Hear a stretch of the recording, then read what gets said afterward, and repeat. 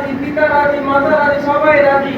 মনে করেন সবাই রাজি, মেয়েও রাজি, এর বিয়ে দেওয়া হয়েছে। আমাদের প্রজা সমাজ কি করে জানেন? আমাদের এই ইসকনের দাওয়াতরা কি করে জানেন? এই মেয়ের বাবাকে, পিতা মানে ছেলের বাবাকে গ্রেফতার করে। তার মানে বাল্য বিয়ের নামে, বিবাহের নামে তার একটা নতুন একটা টেক বের করে এই সম্মতি করত মেয়ে ছেলে এবং কি দাদা মানে পুরো গোষ্ঠী আদি এদেরকে জেলখানায় নিয়ে যায়। কিন্তু আজকে যখন 10 বছরের 13 বছরের বন যখন দর্শিত হয়, তারা বলে কি এটা স্বইচ্ছাই করেছে, এটা আমরা কিছু করার নাই। আপনারা বুঝতেছেন ব্যাপারটা? দেশ কিভাবে চলতেছে?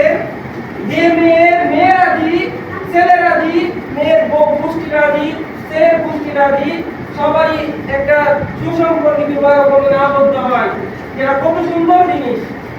আর ইসকনের কর্ম, ইসকনের দূষকরা, ইসকনের জঙ্গিরা 10 বছরের 13 বছরের আমার মুসলিম বোনকে ধর্ষণ করে, আর সরকার থেকে কোনো পদক্ষেপ নেওয়া হয় না।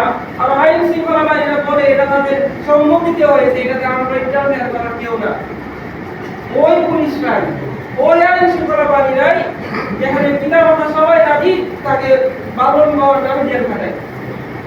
এটা আমাদের দেশ, আমার আপনার টাকায় কিনা ইউনিফর্ম, আমার আপনার ট্যাক্সের টাকায় তাদের বেতন হয়, আর তারা আমার আপনার পক্ষে কোনো অ্যাকশন নিতে পারে না। বড় অ্যাকশন নিয়ে হলো ভারতের ইসকনের, আমার আপনার দেশ।